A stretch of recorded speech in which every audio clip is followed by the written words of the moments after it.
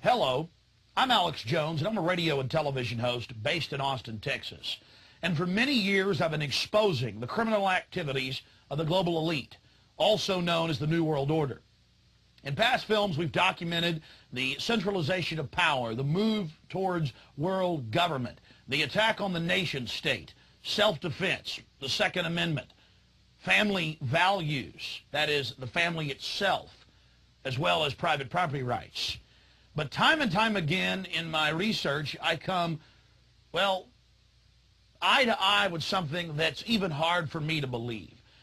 And that's that the elite, again, the so-called establishment kings, those that know best, the visions of the anointed ones, are obsessed with the occult, from presidents to governors to the heads of industry.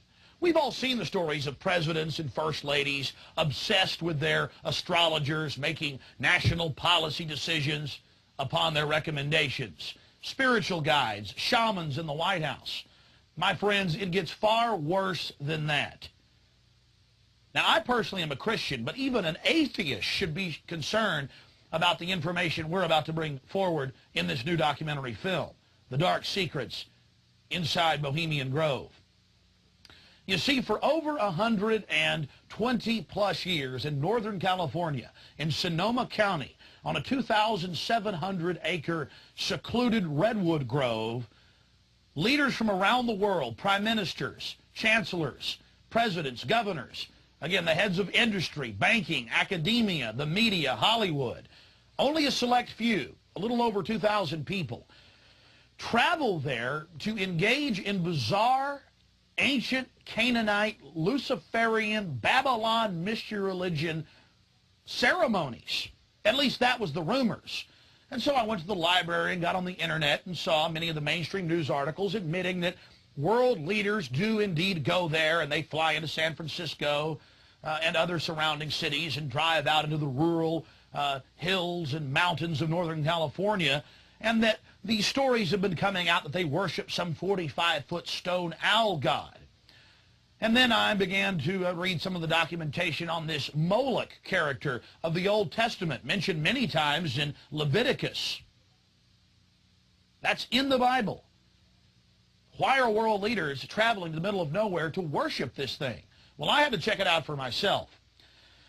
And I'm proud of my team, Mike Hansen, Violet Nichols.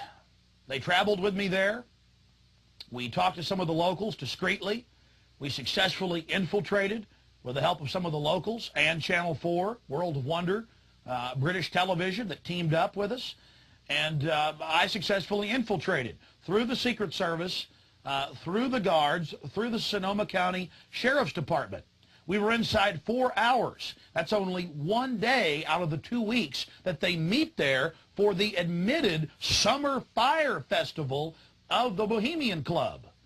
Well, basically that's enough for me. It's hard to even describe it with words, and I hope that our hidden cameras can give you at least a small piece of what I witnessed. To have world leaders engaging in this type of sickening behavior, oh yes, there's much more to come. Mock human sacrifices, they claim, just shocks the very foundations of what Americans believe their leaders to be. And then to have it intimately connected with world government.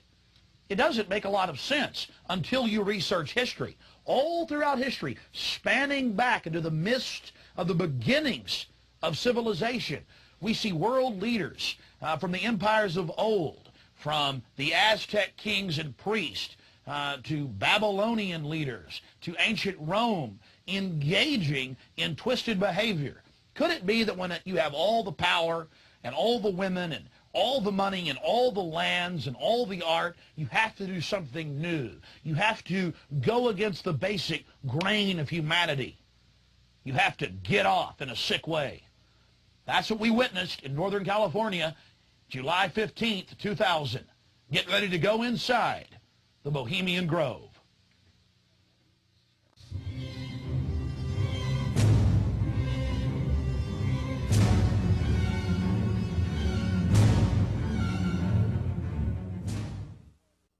The Bohemian Club, as it's known today, was founded in 1873 in San Francisco in Northern California. Many of the club's original annals, dating back to before the turn of the century, admit that local artists, writers, newspapermen, you name it, wanted a place away from the so-called backwardsness of the West Coast, the Judeo-Christian ethic. They found that place an hour and a half north of San Francisco, outside of the tiny town of Monterrey. Their annals even admit an obsession with the occult and what they called Druid rituals. Amongst the great redwood trees, they revived ancient ceremonies that in truth had their roots not in the Druids, but in Babylon itself. As the railroads brought commerce and larger populations, the prestige of the club grew until, in the year 2000, it is a gathering place for the world establishment, the elite. We're about to show you some of the key evidence documenting this. It is absolutely central to understand that these bizarre activities have been engaged in going back to 1873 and are not some new fanciful whim of the trendies on the West Coast.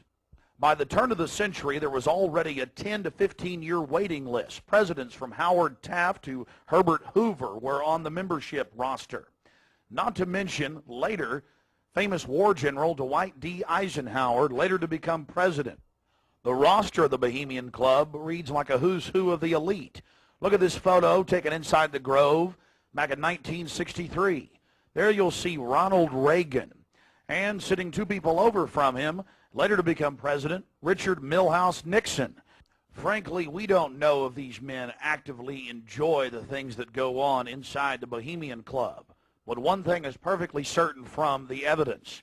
They are forced to go and attend and take part in these activities if they wish to be elevated to the highest levels of the geopolitical power structure. Take George Bush Sr., documented member. And then, of course, there's his son. Now, the last 4 generations of Bushes have also attended the Skull and Bones Society at Yale, well known to be steeped in the occult. Then there's Bill Clinton, a frequent attendee. Upon closer inspection, the entire federal government at the highest levels is infested with Bohemian Club members. And it doesn't stop there. America's private run-for-profit Federal Reserve Bank, from its very inception in 1913, has been run by prominent members of the Bohemian Club.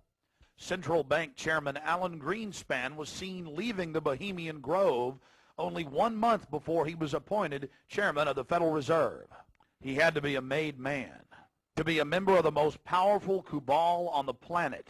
Historical records are clear from major universities. The Manhattan Project was planned and instituted and run from the Bohemian Club.